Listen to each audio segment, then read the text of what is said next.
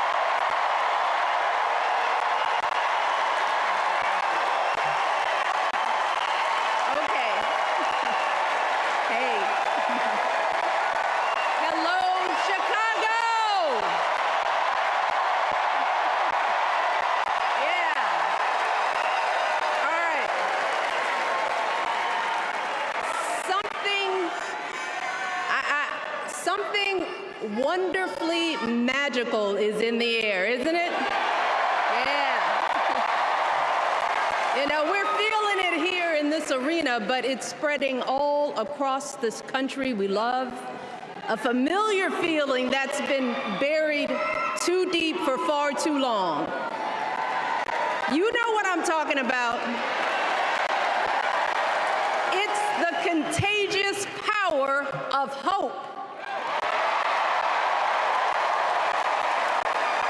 The anticipation, the energy, the exhilaration of once again being on the cusp of a brighter day.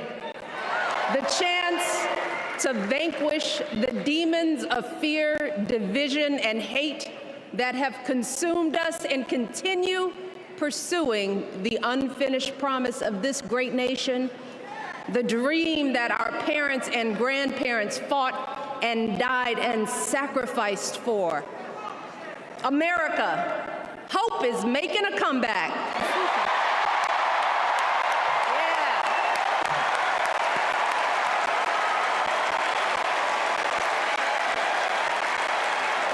But to be honest, I am realizing that until recently, I have mourned the dimming of that hope. And maybe you've experienced the same feelings, that deep pit in my stomach, a palpable sense of dread about the future. And for me, that mourning has also been mixed with my own personal grief.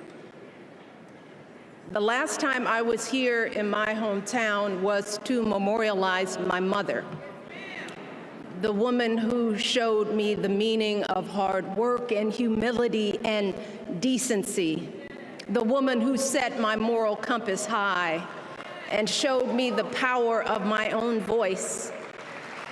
Folks,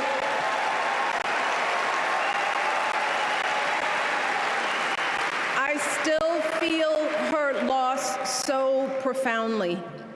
I wasn't even sure if I'd be steady enough to stand before you tonight, but my heart compelled me to be here because of the sense of duty that I feel to honor her memory and to remind us all not to squander the sacrifices our elders made to give us a better future. You see, my mom, in her steady, quiet way, lived out that striving sense of hope every single day of her life. She believed that all children, all people have value, that anyone can succeed if given the opportunity. She and my father didn't aspire to be wealthy. In fact, they were suspicious of folks who took more than they needed. They understood that it wasn't enough for their kids to thrive if everyone else around us was drowning. So my mother volunteered at the local school. She always looked out for the other kids on the block. She was glad to do the thankless, unglamorous work that for generations has strengthened the fabric of this nation. The belief that if you do unto others, if you love thy neighbor, if you work and scrape and sacrifice, it will pay off. If not for you, then maybe for your children or your grandchildren.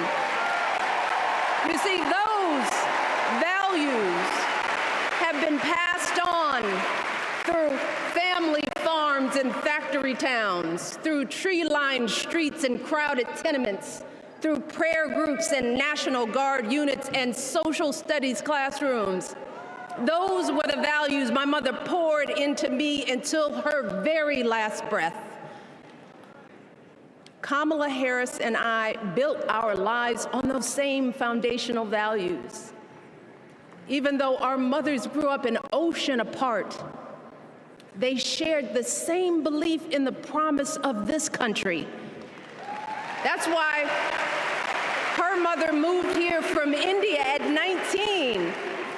It's why she taught Kamala about justice, about the obligation to lift others up, about our responsibility to give more than we take.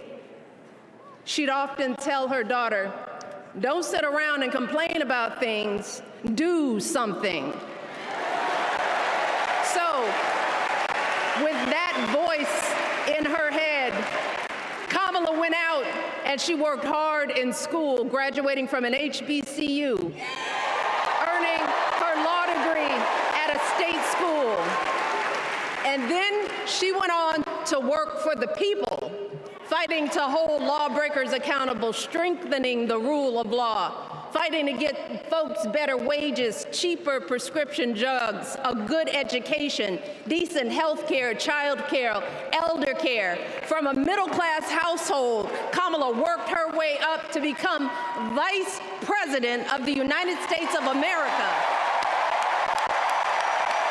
My girl, Kamala Harris, is more than ready for this moment.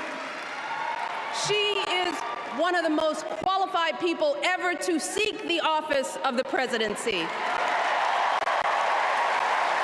And she is one of the most dignified. A tribute to her mother, to my mother, and to your mother too. The embodiment of the stories we tell ourselves about this country. Her story is your story. It's my story. It's the story of the vast majority of Americans trying to build a better life. Look, Kamala knows, like we do, that regardless of where you come from, what you look like, who you love, how you worship, or what's in your bank account, we all deserve the opportunity to build a decent life. All of our contributions deserve to be accepted and valued. Because no one has a monopoly on what it means to be an American. No one.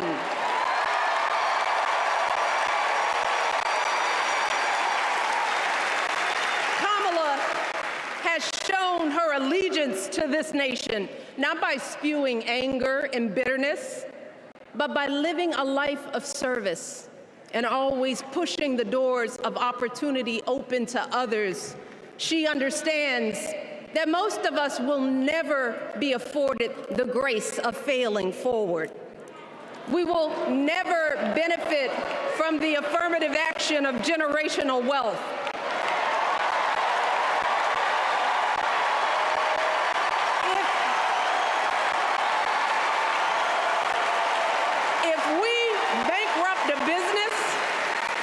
If we bankrupt a business or choke in a crisis, we don't get a second, third, or fourth chance. If things don't go our way, we don't have the luxury of whining or cheating others to get further ahead. No. We don't get to change the rules so we always win. If we see a mountain in front of us, we don't expect there to be an escalator waiting to take us to the top. No. We put our heads down. We get to work. In America, we do something. And throughout her entire life, that's what we've seen from Kamala Harris. The steel of her spine, the steadiness of her upbringing, the honesty of her example, and yes, the joy of her laughter and her light. It couldn't be more obvious. Of the two major candidates in this race, only Kamala Harris truly understands the unseen labor and unwavering commitment that has always made America great.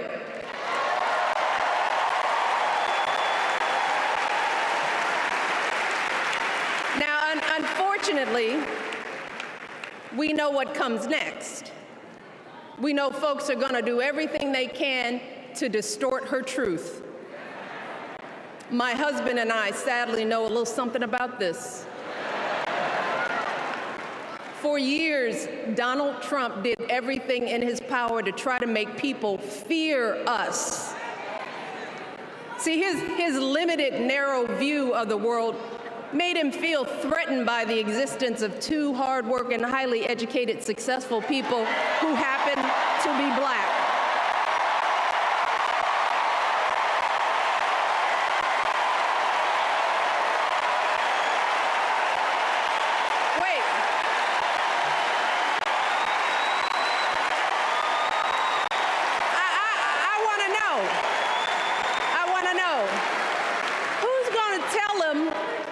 Tell him that the job he's currently seeking might just be one of those black jobs.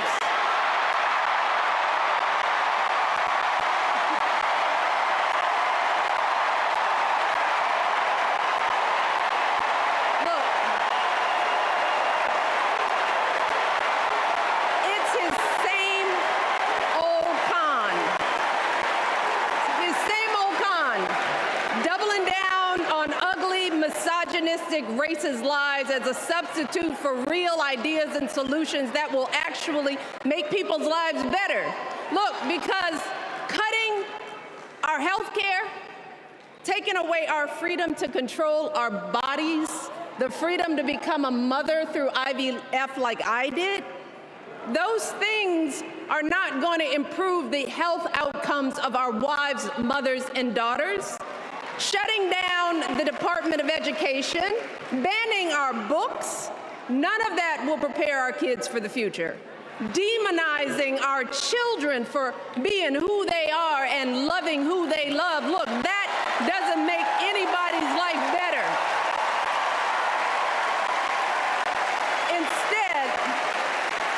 Instead, it only makes us small. And let me tell you this, going small is never the answer. Going small is the opposite of what we teach our kids. Going small is petty, it's unhealthy, and quite frankly, it's unpresidential.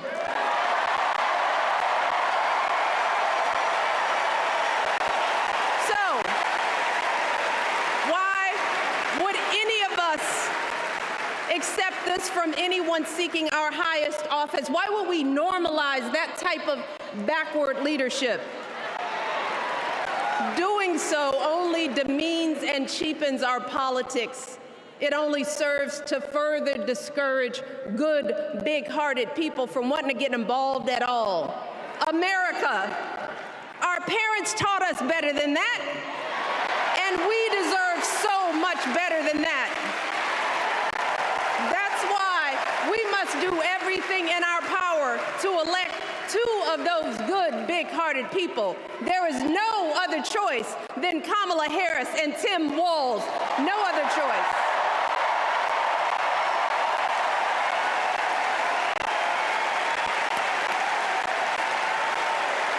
But as we embrace this renewed sense of hope, Let us not forget the despair we have felt. Let us not forget what we are up against. Yes, Kamala and Tim are doing great now. We're loving it. They're packing arenas across the country. Folks are energized. We are feeling good.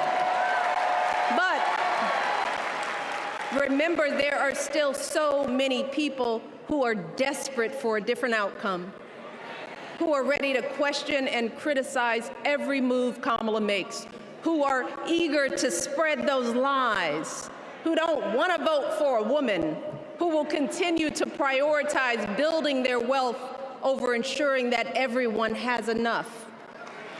So no matter how good we feel tonight or tomorrow or the next day, this is going to be an uphill battle. So folks, we cannot be our own worst enemies. No.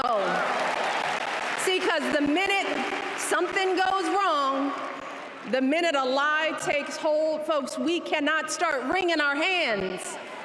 We cannot get a Goldilocks complex about whether everything is just right.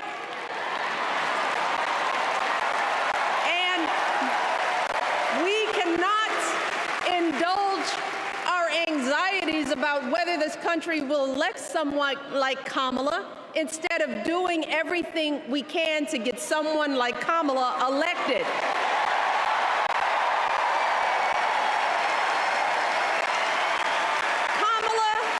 And Tim, they have lived amazing lives.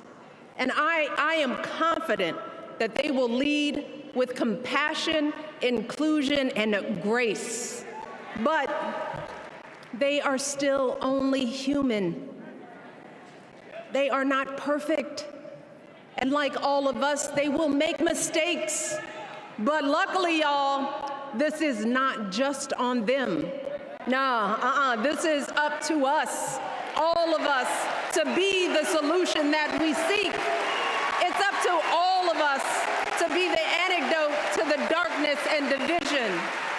Look, I don't care how you identify politically, whether you're Democrat, Republican, Independent, or none of the above.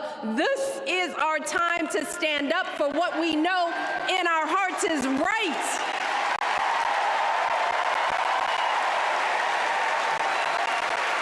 Stand up, not just for our basic freedoms, but for decency and humanity, for basic respect, dignity, and empathy, for the values at the very foundation of this democracy.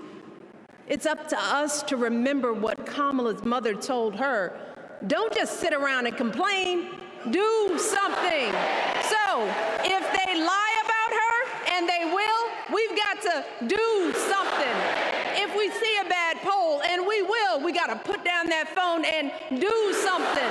If we start feeling tired, if we start feeling that dread creeping back in, we got to pick ourselves up, throw water on our face, and what? We only have 2.5 months, y'all, to get this done.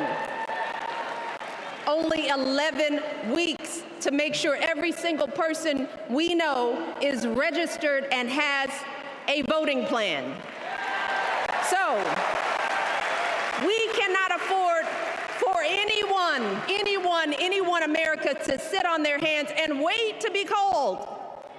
Don't complain if no one from the campaign has specifically reached out to you to ask you for your support. There is simply no time for that kind of foolishness. You know what you need to do. So, consider this to be your official ask. Michelle Obama is asking you, no, I'm telling y'all to do something.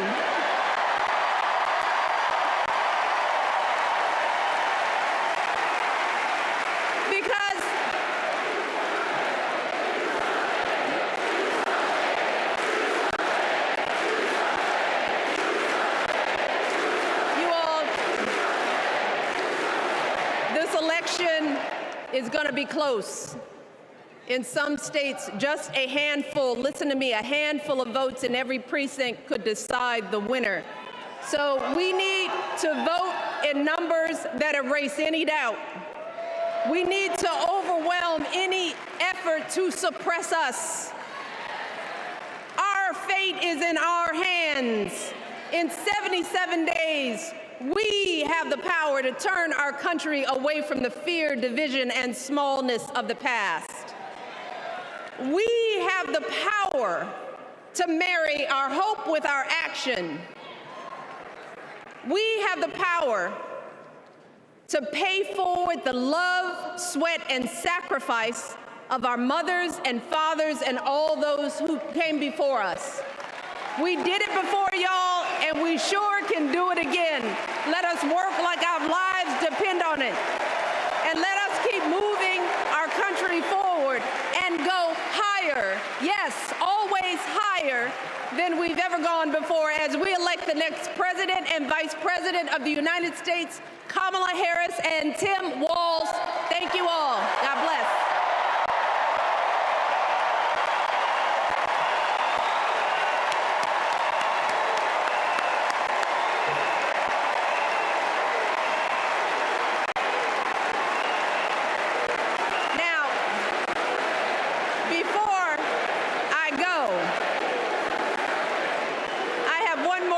Tonight.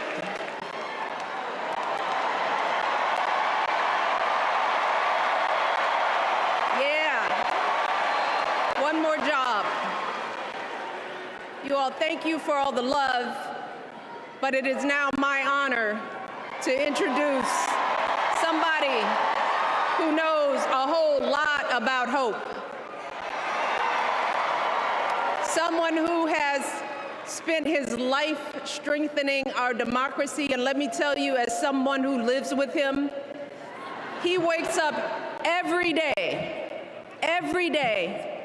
and thinks about what's best for this country. Please welcome America's 44th President and the love of my life, Barack Obama.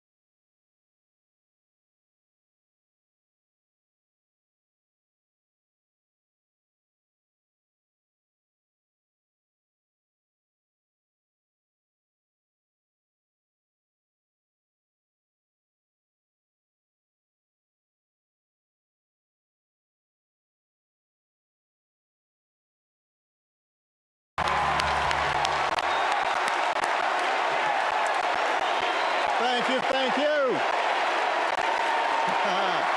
Thank you, everybody. Thank you.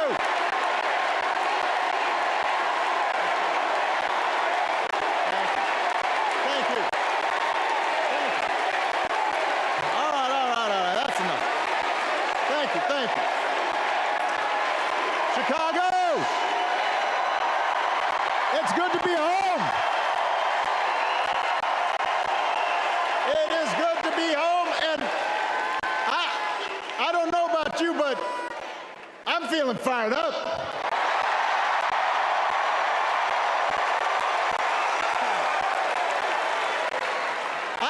I am feeling ready to go.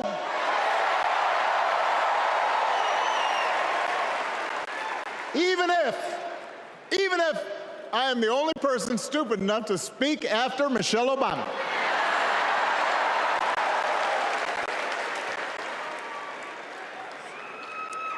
I am feeling hopeful because this convention has always been pretty good to kids with funny names who believe in a country where anything is possible. Because we have a chance to elect someone who has spent her entire life trying to give people the same chances America gave her. Someone who sees you and hears you and will get up every single day and fight for you. The next President of the United States of America, Kamala Harris.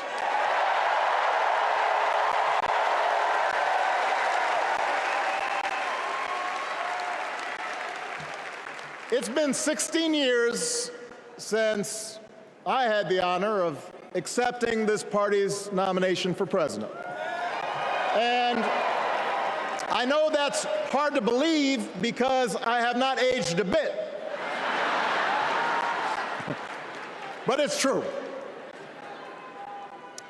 And looking back, I can say without question that my first big decision as your nominee turned out to be one of my best. And that was asking Joe Biden to serve by my side as vice president.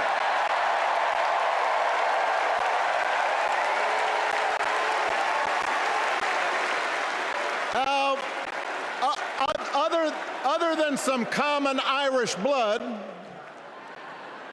Joe and I come from different backgrounds, but we became brothers.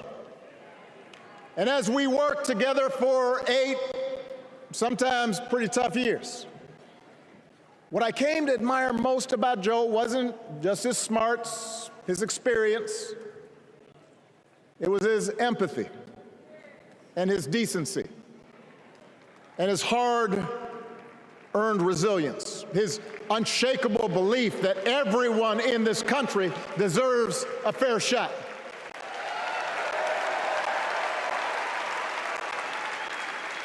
And over the last 4 years, those are the values America has needed most. At a time when millions of our fellow citizens were sick and dying, we needed a leader with the character to put politics aside and do what was right. At a time when our economy was reeling, we needed a leader with the determination to drive what would become the world's strongest recovery. 15 million jobs, higher wages, lower health care costs. At a time when the other party had turned into a cult of personality, we needed a leader who was steady and brought people together and was selfless enough to do the rarest thing there is in politics, putting his own ambition aside for the sake of the country.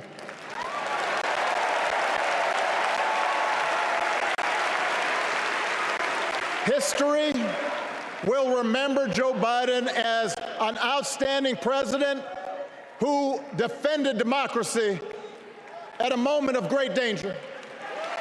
And I am proud to call him my president, but I am even prouder to call him my friend.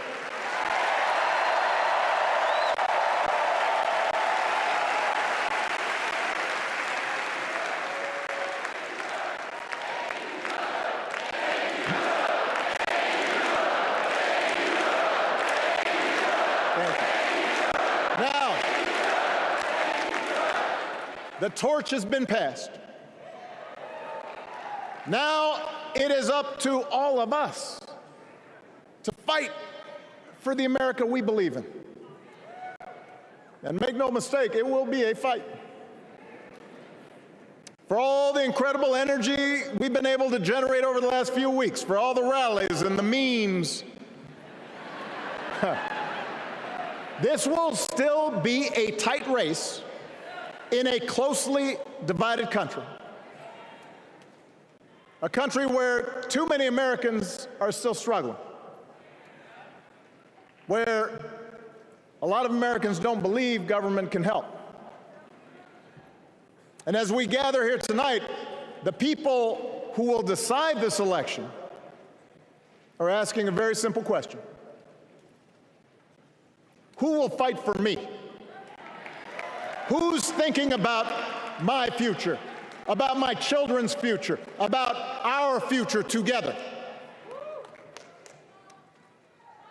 One thing is for certain, Donald Trump is not losing sleep over that question.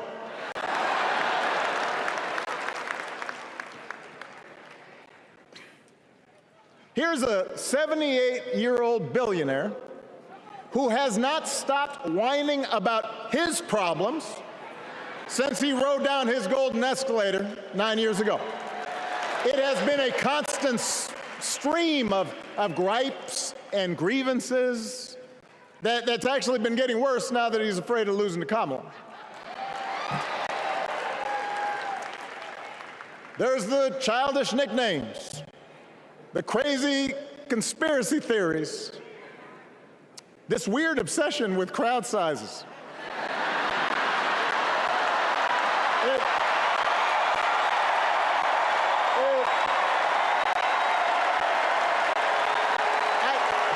It just goes on and on and on.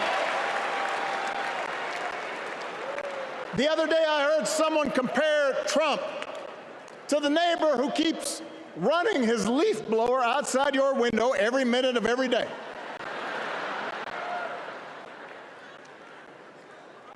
Now, from a neighbor, that's exhausting. From a president, it's just dangerous. The truth is, Donald Trump sees power as nothing more than it means to his ends. He wants the middle class to pay the price for another huge tax cut that would mostly help him and his rich friends. He killed a bipartisan immigration deal written in part by one of the most conservative Republicans in Congress that would have helped secure our southern border because he thought trying to actually solve the problem would hurt his campaign. He doesn't. Do not boo. Vote.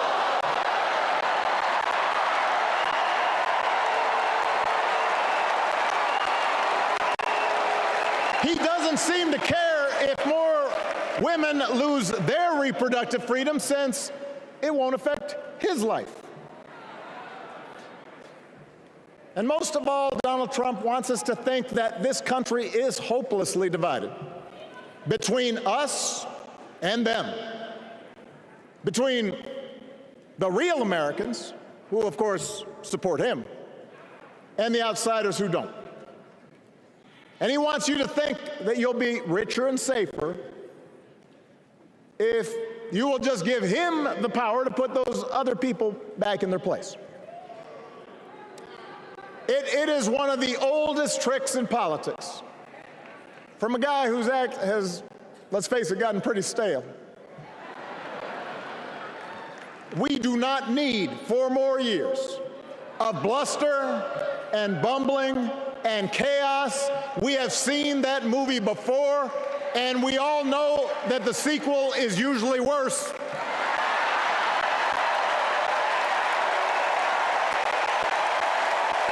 America's ready for a new chapter. America's ready for a better story. We are ready for a President Kamala Harris.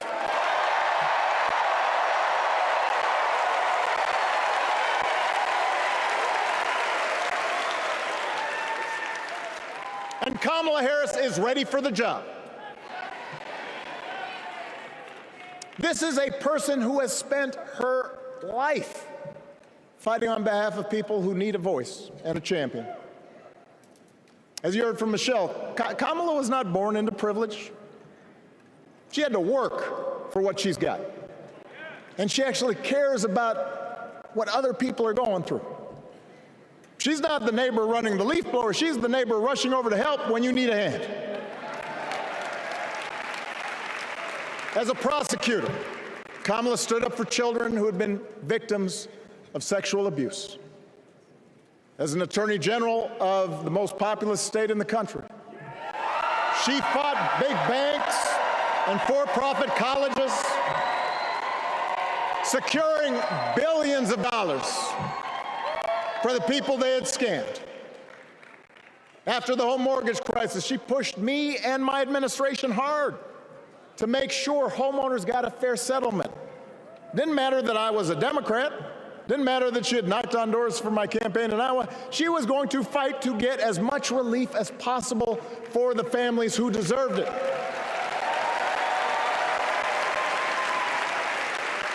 As vice president, she helped take on the drug companies to cap the cost of insulin, lower the cost of health care, give families with kids a tax cut.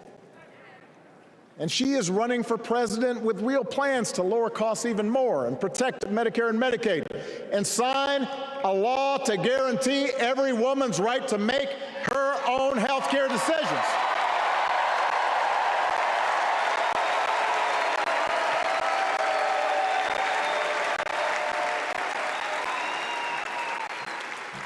In other words, Kamala Harris won't be focused on her problems. She'll be focused on yours.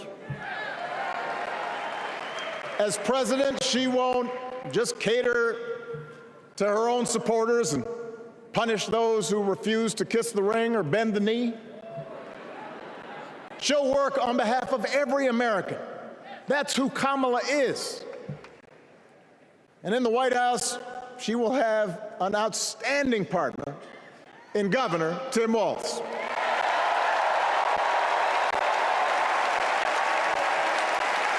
Let me tell you something.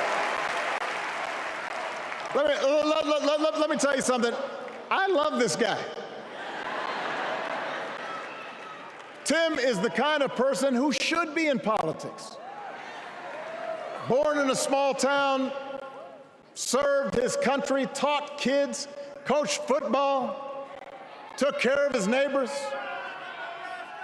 He knows who he is, and he knows what's important. You can tell those flannel shirts he wears don't come from some political consultant. They come from his closet, and they have been through some stuff.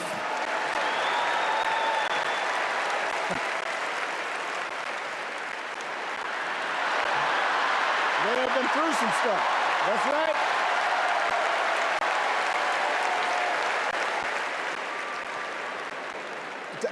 Together, Kamala and Tim have kept faith with America's central story. A story that says we are all created equal.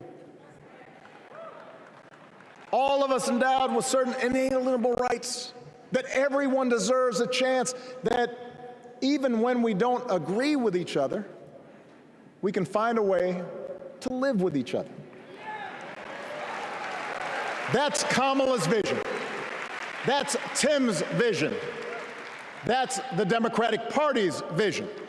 And our job over the next 11 weeks is to convince as many people as possible to vote for that vision.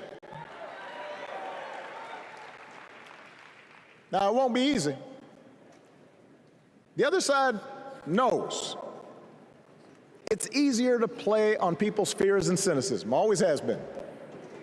They will tell you that government is inherently corrupt, that sacrifice and generosity are for suckers.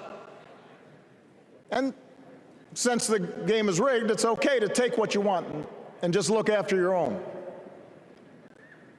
That's the easy path. We have a different task. Our job is to convince people that democracy can actually deliver. And in doing that, we can't just point to what we've already accomplished. We can't just rely on the ideas of the past. We need to chart a new way forward to meet the challenges of today. And Kamala understands this. She knows, for example, that if we want to make it easier for more young people to buy a home, we need to build more units and clear away some of the outdated laws and regulations that made it harder to build homes for working people in this country. That is a priority, and she's put out a bold new plan to do just that.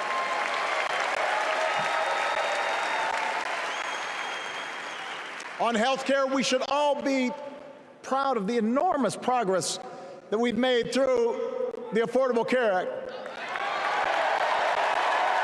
providing millions of people access to affordable coverage, protecting millions more from unscrupulous insurance practices. I noticed, by the way, that since it's become popular, they don't call it Obamacare no more.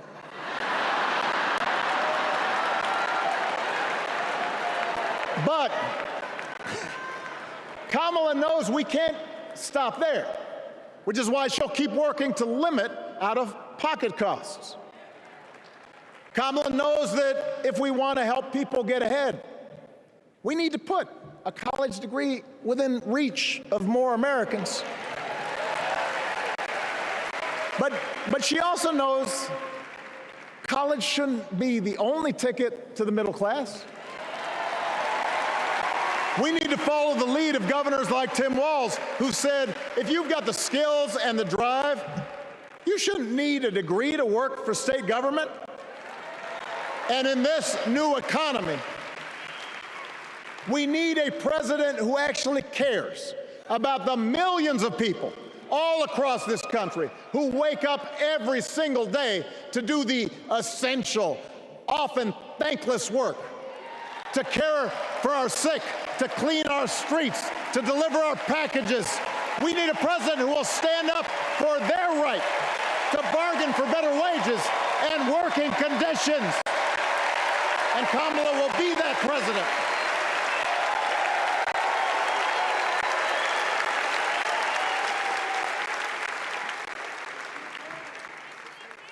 Yes, she can.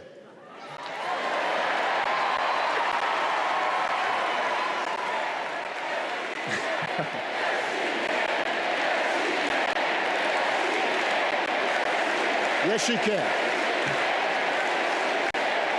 A Harris-Walz administration can help us move past some of the tired old debates that keep stifling progress.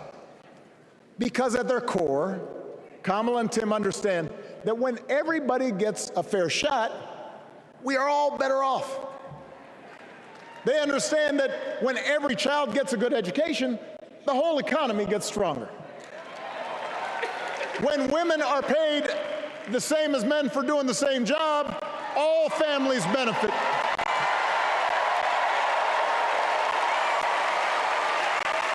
They understand that we can secure our borders without tearing kids away from their parents, just like we can keep our streets safe while also building trust between law enforcement and the communities they serve and eliminating bias. That will make it better for everybody.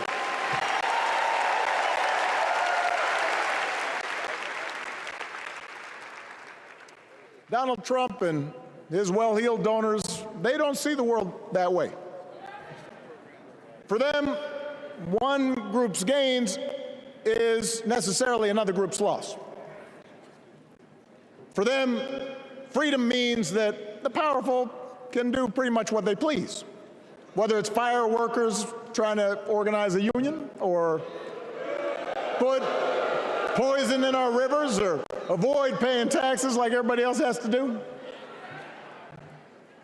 Well, we have a broader idea of freedom.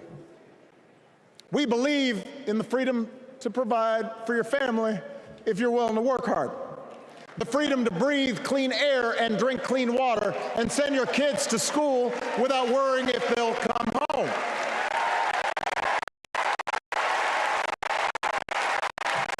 We believe that true freedom gives each of us the right to make decisions about our own life, how we worship, what our family looks like, how many kids we have, who we marry.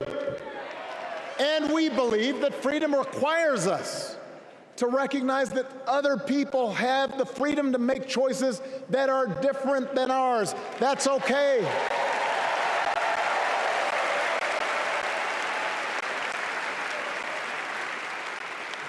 That's the America Kamala Harris and Tim Walz believe in. An America where we, the people, includes everyone. Because that's the only way this American experiment works. And despite what our politics might suggest, I think most Americans understand that. Democracy isn't just a bunch of abstract principles and dusty laws in some book somewhere. It's the values we live by. It's the way we treat each other. including those who don't look like us, or pray like us, or see the world exactly like we do.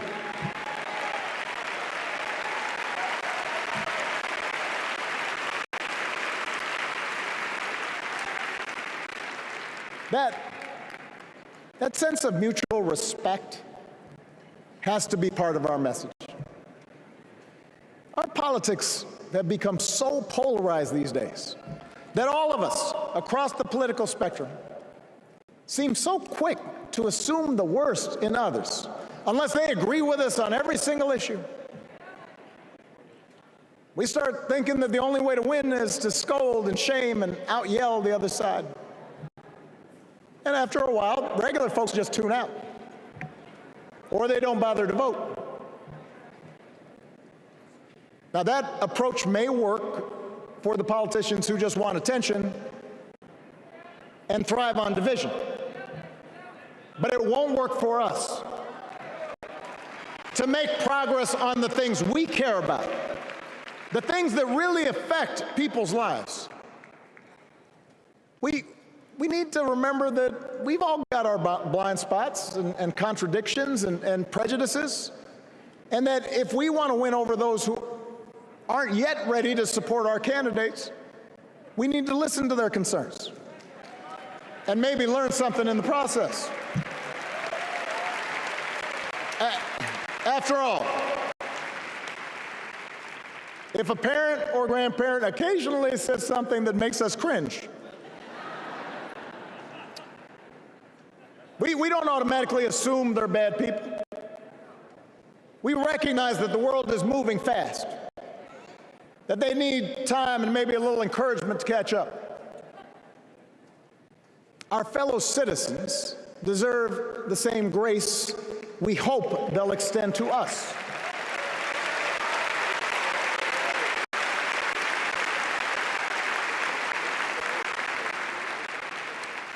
That's how we can build a true democratic majority, one that can get things done. And by the way, that does not just matter to the people in this country. The rest of the world is watching to see if we can actually pull this off.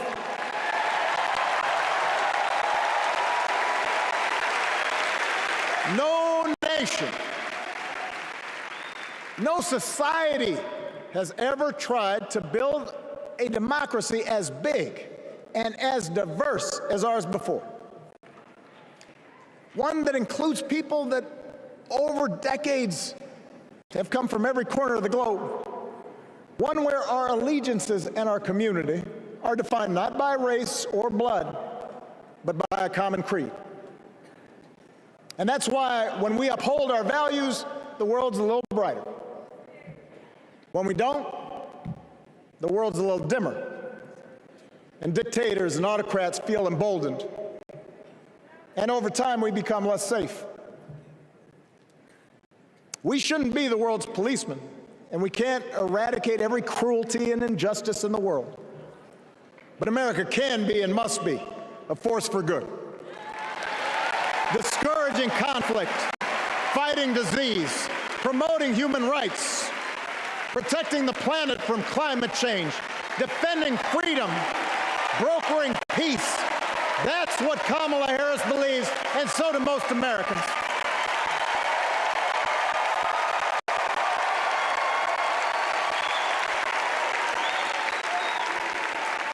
Now,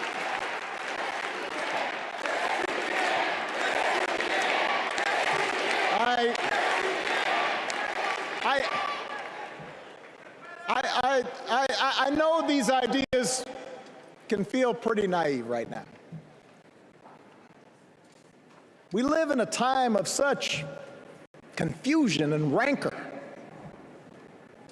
with a culture that puts a premium on things that don't last. Money, fame, status, likes.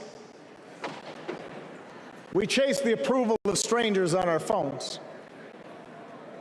We build all manner of walls and fences around ourselves, and then we wonder why we feel so alone. We don't trust each other as much because we don't take the time to know each other. And in that space between us, politicians and algorithms teach us to caricature each other and troll each other and fear each other. But here's the good news, Chicago. All across America, in big cities and small towns, away from all the noise, the ties that bind us together are still there. We still coach Little League and look out for our elderly neighbors. We still feed the hungry in churches and mosques and synagogues and temples. We share the same pride when our Olympic athletes compete for the gold. Because the vast majority of us do not want to live in a country that's bitter and divided. We want something better. We want to be better. And the joy and the excitement that we're seeing around this campaign tells us we're not alone. You know, I've spent a lot of time thinking about these past few months because, as Michelle mentioned, this summer we lost her mom, Ms. Marion Robinson. And I don't know that anybody has ever loved their mother-in-law any more than I love mine. Mostly it's because she was funny and wise and the least pretentious person I knew. That, and she always defended me with Michelle when I messed up. I'd hide behind her.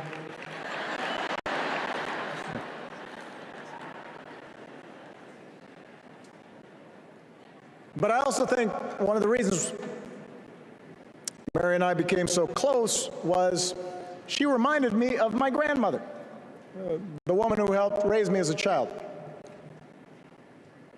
And on the surface, the two of them did not have a lot in common. One was a black woman from right here, south side of Chicago, right down the way. Went to Englewood High School. The other was a little old white lady born in a tiny town called Peru, Kansas. Now, I know there aren't that many people from Peru.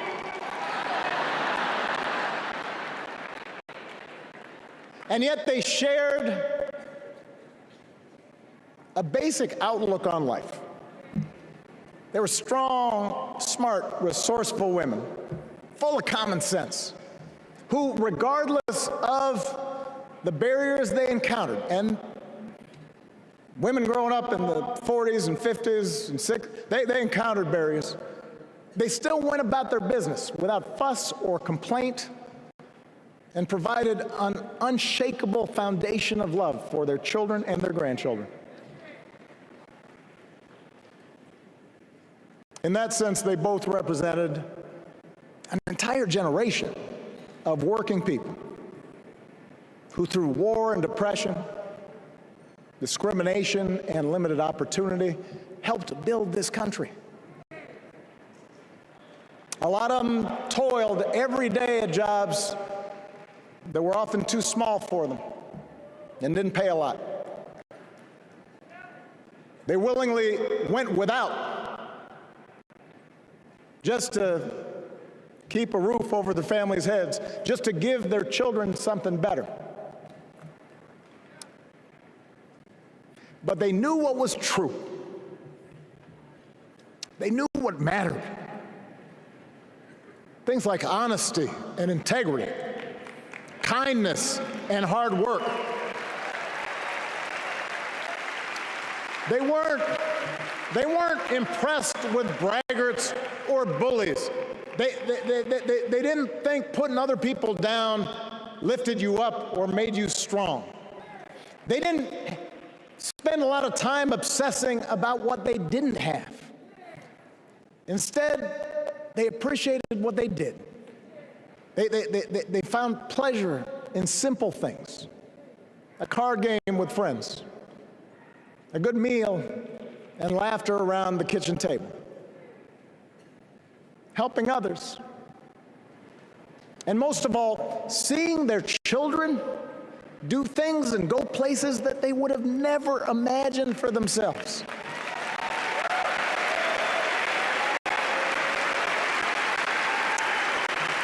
Whether you are a Democrat or a Republican or somewhere in between, we have all had people like that in our lives. People like Kamala's parents, who crossed oceans because they believed in the promise of America. People like Tim's parents, who taught him about the importance of service. Good, hard-working people who weren't famous or powerful, but who managed in countless ways to leave this country just a little bit better than they found it. As much as any policy or program, I believe that's what we yearn for. A return to an America where we work together and look out for each other. A restoration of what Lincoln called, on the eve of civil war, our bonds of affection. An America that taps what he called the better angels of our nature. That is what this election is about. And I believe that's why, if we each do our part over the next 77 days, if we knock on doors, if we make phone calls, if we talk to our friends, if we listen to our neighbors, if we work like we've never worked before, if we hold firm to our convictions, we will elect Kamala Harris as the next President of the United States, and Tim Walz as the next Vice President of the United States. We will elect leaders up and down the ballot who will fight for the hopeful, forward-looking America we all believe in, and together we too will build a country that is more secure and more just, more equal, and more free. So let's get to work. God bless you. And God bless the United States of America.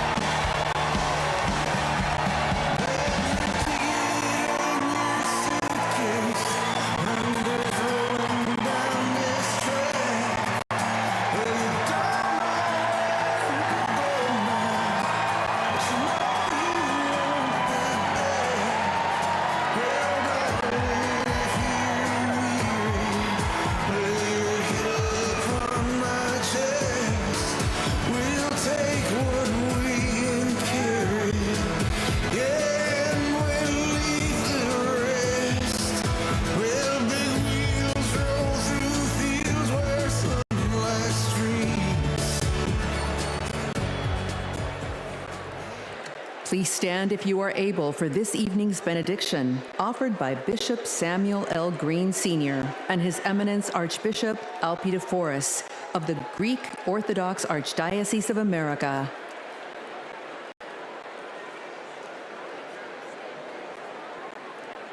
God of our weary years, God of our silent tears, Thou who has brought us thus far along the way, You are the one who broods over the days of our lives, and without You, we would be nothing. So we lift our hopes and hearts to Thee, and we pause tonight to say thank You. Thank You for loving us. Thank You for not giving up on us. Thank You for giving this nation the benefits of Your mercy, because all of us can feel that something enthusiastic is rising in the soul of America. And all of us can tell that the tyranny of resentment has finally met its match. The candidacy of Kamala Harris has ignited an era of joy across America. Tonight, we thank you that even in the darkest of our pessimistic nights, love has not failed us and hope has stood its ground. We who gather do so with audacity to believe that there will be compassion in America. So God, deliver us from racism, deliver us from sexism, deliver us from evil, and keep us forever in the path we pray. Amen.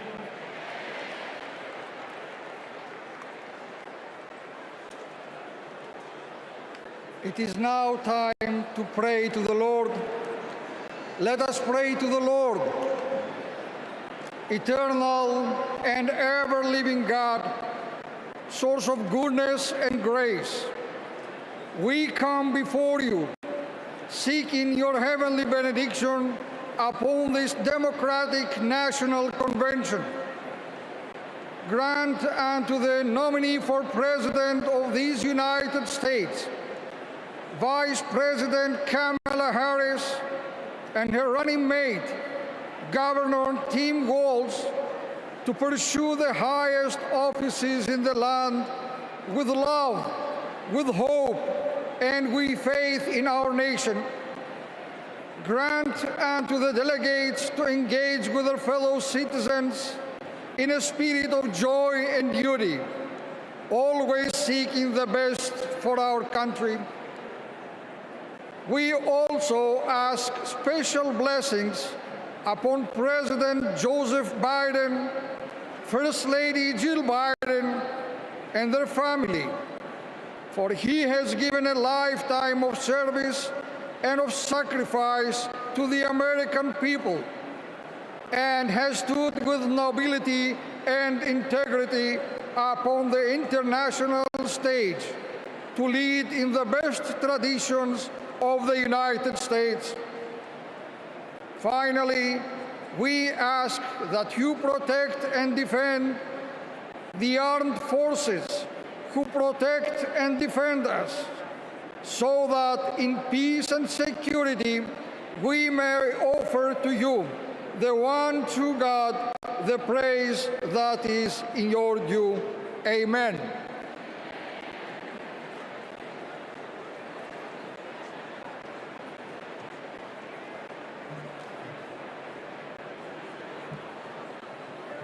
Friends, do I hear a motion to recess until 5:30 tomorrow? Do I hear a second? All those in favor, please say aye. All those opposed, say nay. That was one hell of a night. I'm bringing this thing to a close.